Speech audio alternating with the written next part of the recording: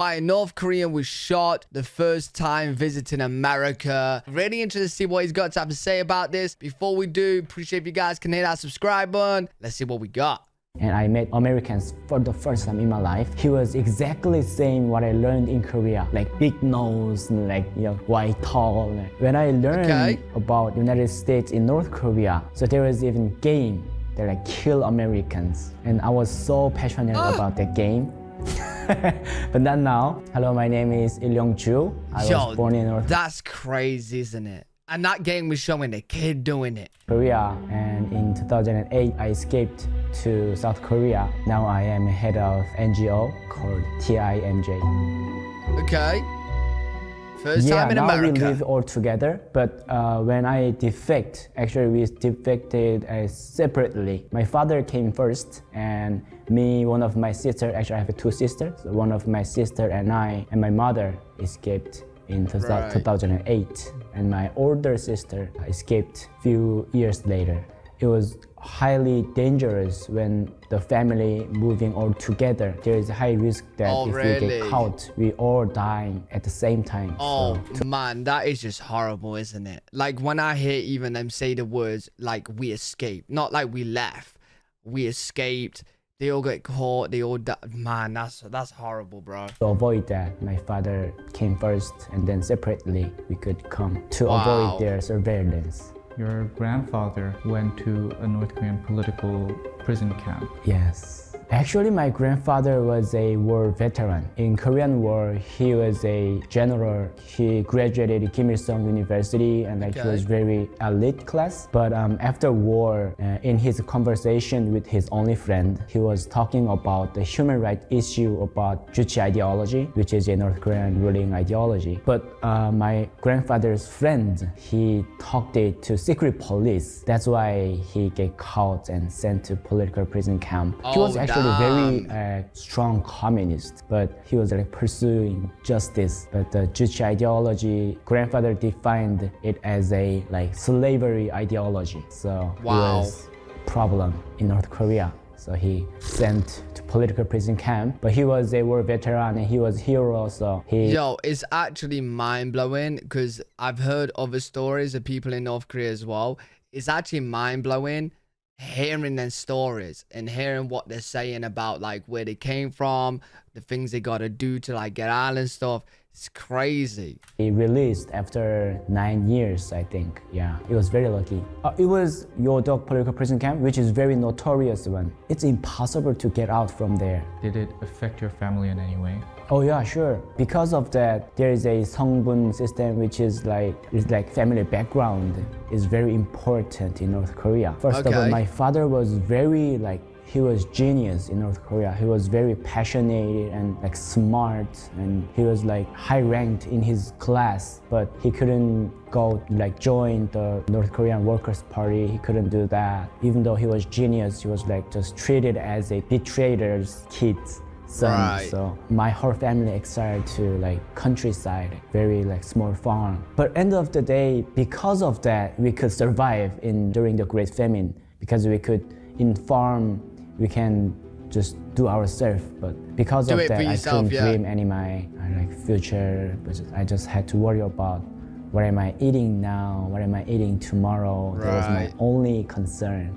So yeah, they took every chance of our family, so highly affected. Did you ever worry about starving if you stayed in North Korea? Oh, of course. Like luckily, we had a goat. I was a shepherd. So because of the goat milk was our nutrition provider. But between winter to summer, there was a hunger season. Yo, that's actually crazy. Just because of like their family tree, their family line, and what's happened before, that they was literally like, yep, you guys go over here and just fend for yourself. We just had to eat something wild herbs, and yeah, they was very hungry. There was a program called Advocacy Fellows Program. We get trained in United States, and during 90 days, we were traveling all the United States from West Coast to East Coast. When we had a chance to speak in front of the university, Okay. company, high school, everywhere. In South Korea, North Korean human rights issue treated as a political issue. So depends on the government, their attitude is changing, and so people is very tired. But in United States, when I am talking about my story and their situation, everyone was so passionate and they were so cared about Right. that issue, and their eyes was shining, very shocked to me. I've been to very famous universities like UCLA, UC Berkeley, Columbia, and I also went to high school Scarsdale in New York. I've been to Google, YouTube, Salesforce, been Toyota. Oh, he's been talking everywhere. Big companies in the United States, and those memories all together impressive to me because they are so elite class, right? Right. And they were caring about human rights issue. They were caring about me, so yeah, so touched and motivated. You must have seen Americans for the first time. See, this is the point here that we're all here for. America, we want to know how shocked he was when we know he was shocked. Just by hearing a bit about his background and that, of course he's going to be shocked going to America. But what shocked him the most? Yeah. Life. How was it different from what you were educated back in Korea, North Korea? It's really good question. When I learned about United States in North Korea, we learned that Americans is our primary enemies. So there was Right. even game that kill Americans, and I was so passionate about that game. But not now. But at that time, I was very passionate and But that's the thing, you can't really blame him either, because that's how they grew up. They are literally fed to believe all of this, and they're participating in the game where they see America as that. And it's just crazy to me how kids are literally growing up with these kind of games and getting it in that mental, dude. always I won. But when I came to China on my journey to South Korea, on my defecting journey, actually I've met one white guy. He was a pastor and he was there in China. He met me and I met Americans for the first time in my life. At the first time, he was exactly saying what I learned in Korea, big nose, and white, tall, and it was all Right. same. So I was so kind of scary with them. But when he speak, everything just collapsed, and I accepted him as one of the good person. Because of that memory, when I went to United States, everyone was so nice and they're so generous. They have a good manner. For example, when I go to the door, they were holding the door for me, and Yeah. I really made eye contact. I'm glad he went to America to experience this, because in the UK we don't really even I've heard and learned that Americans are really, really nice, right? Obviously you could have a few that aren't, but that's what I've learned in general, right? So yeah, he's gone to America, to open the door, they're being really nice, being really friendly. Yeah, to be fair, me coming from the UK, that's gonna be a shock to me as well. Go to the door, they were holding the door for me, and when we made eye contact on the escalator, they would say, "Oh, hello." They were so kind. But one thing I surprised was that I was thinking that in America, I thought that there was only white and black will live. But when I actually Right. get there, he and she, they will exactly look like Korean, but they said they introduced themselves as a United States, American. So Yeah, see, okay, so that is a shock to him. So he just thought there wasn't many other people living in America. You got what he said. But America is very, very, very diverse. And actually, me watching these videos, I'm even shocked at how diverse America is. You have people from all over the place. And it's very cool, really, really cool. I was surprised that you are Korean, and they said, no, I'm American. And that kind of shock for me, because America is a immigrants country, right? Right. So that was my first time to changing my stereotype.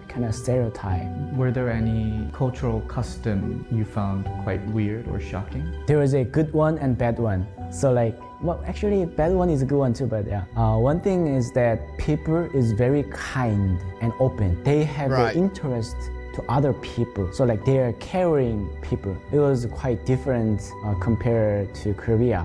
In Korea, actually, we have a jong, which is very in-heart, friendly thing, but they are not expressed out but in the United States, they're like everyone is smiling at me. Very expressive. Like doing a small talk, and that makes me a little bit happier. Because That's of cool. that, made me feel comfortable and That's what I've been saying this whole time. Like, because like a lot of people will be saying, like, even when it comes to like the service, people are like, yeah, but they gotta do that for the tips. But it will just make your day better. Like, you're just having the smiles with each other and just having the friendly service. It's just gonna put you in more of like a better mood. Then like I'm just thinking like in the UK, like I go to the restaurant and that, and they're probably looking grumpy, you know, terrible service. So you know what I mean? I'd rather the smiles. Why would you not? Do you know what I mean? Why would you United not? States as a kind country. But the other thing that I surprised was that New York is a very world famous city, but it was very dirty, and you know, like in subway there's like smell. Right. Like, I really disappointed actually. As time goes by, I understood No, to be fair, you do learn pretty quick that New York is pretty dirty. I've seen like trash on the sidewalks and then like, yeah, the subway. But obviously it's dirty because I'm assuming just because of how many people it is. It just, if you was cleaning it, you would have to clean it every 5 minutes. I don't know. as it should need to be changed, but itself, it's a history. So like I received it as a good view. But for the first time when I get into New York City, a little bit shocked and disappointed. Right. Yeah. Okay. Still world famous city, yeah. Well, what did you think about how the people dress over there? Oh yeah, even the pastors, they were wearing like jeans. It was very free, like, you know. Okay. I was thinking that is a liberty, you know. In wow. Like North Korea, they're like kind of rule that you need to be well dressed and like suit and like. Oh, really? Oh, okay. So, okay, that would be a shock then. That's interesting. So, like, he's quite used to the uniform kind of clothing. Like, you have to wear specific things. And then, obviously, going to America, you can just really wear whatever you want. I think in America, they were so free. Like, even in company, they were like short pants and just t-shirts. And even chief. Hey, even go to Florida, you'll see people half naked running about. Yo, they're wearing just like t-shirts and like sitting like this, and like, yeah, that looks very comfortable and free. So I learned from them. Hey, well, they are called the land of the free for a reason. But then again, that's just like, that's a shock for him being from where, you know, North Korea. Because obviously in the UK, you can wear what you want in other countries around the world. But yeah, interesting shot. In your public speeches, did you find any of your audience crying in your stories? Oh, surely. Of course. Yeah. When I give a speech in front of them, I don't know, maybe like almost half of them were crying. They were actually hearing my story. So yeah. The reality in North Korea, for example, I think it's just the realization of like how other people are living that way, and you definitely, from hearing it, should be more grateful that we do live in a place where we can be more free, even though we all do have our complaints. But hearing his story, you can't really complain after hearing that, you know what I mean? I still remember the one young girl, maybe she was like 9 to 10 age, on the marketplace. I was sitting next to her and I was watching that. She was actually a beggar. Right next to her, one woman was eating noodles, and she was actually begging her that don't split the soup and just, can I drink that one? But the woman just split it on the street, and that young girl jumped on the ground and just picking a piece of noodles on the ground, and she was eating that. When I saw her, it was very, I don't know, I felt very various feelings at the time, but still have an image of her, and I shared this kind of reality to them. Those kind of realities might affect them to cry. Horrible, isn't it? Did that experience motivate you to continue to work for human rights? Yes, of course, because sometimes I am actually a North Korean human rights activist, because since I came to South Korea, I did that in middle school. I did a campaign, even in high school, university. Everywhere I go, I did this kind of activity. But sometimes we feel loneliness because like people don't care about that because so busy of their life. There's no space. I couldn't find any space to talk about this issue. When I talked in front of the United States audiences, they really care about their story.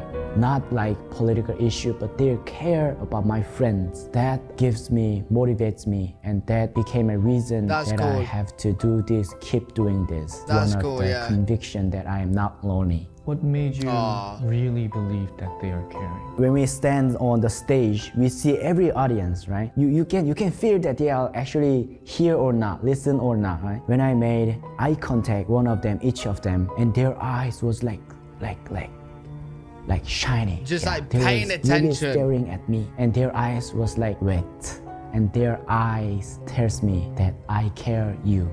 Many South Korean citizens, friends, people, they really care about me. But the other side, people, when I talk about North Korean issue, they were like something was blocking us. I feel like some transparent war is like between us because when I started to talk about North Korean issue, they were like starting like, this issue again. Like I've heard this so many times, like, you know, that kind of talked too much about that issue. So people were tired about that issue. So, but in the United States, it was much different. Do you feel that there are any stereotypes about North Koreans? Yeah, one of the common stereotype is that when people think about North Korea, their first impression is nuclear weapon, Kim Jong-un, and famine. I say this is a And what? So yeah, Kim Jong-un, obviously, nuclear weapons, yeah. But what was the last one? Is nuclear weapon, Kim Jong-un, and famine. I say famine. I don't know what that is. This is a stereotype. Because of these three issues, people are losing their chance to see real people's life in North Korea. Even you can searching on Google, if you type North Korea and then enter and see the images, like more than 80%. It's a Kim Jong-un's image and nuclear weapons image. Barely there is a like people's image. So I would say that is a common stereotype when people think about North Korea. But well, yeah, but that's the thing. Like, we just don't really know too much. Like, unless you go seeking out for it heavily, we don't really know. I'm speaking like for me here. I don't really know too much about North Korea, and that's because like they keep everything inside. They don't want to let any information out or in, vice versa, right? So like, yeah, the only thing I really know about North Korea is that people have to escape it. Kim Jong-un and nuclear, yeah, the three stereotypes, right? I don't know what the last one was, famine. I don't know what it is. But the reality is that North Korea is not Kim Jong-un, North Korea is not nuclear. North Korea is people in North Korea. That is real North Korea. Okay. So my point is also in there that, so I just wanted to let people know that when they think about North Korea, I want them to think about people the first. People actually do you ever feel like the world doesn't care enough? Sometimes yes, because of course many people, they really care about people in North Korea, but commonly people just think North Korea as one of the threats. So their main issue when they talk about North Korea is that they launched like 3 missiles, like they experimented some nuclear tests, like that is the main issue. Right. But that is actually about your condition, right? I mean, like it's threatening your life. It's about you, not about North Korean people. I want them to care more about not that one real North Korea issue. So hey, that's the media headlines for you, that is. But no, very, very interesting. Let me know what you guys think in the comment section. If you guys enjoyed this, make sure to leave a thumbs up, subscribe for more content, live every single day on twitch.tv/L3WG. If you guys want to check me out over there, I'll see you all in the next one. Peace.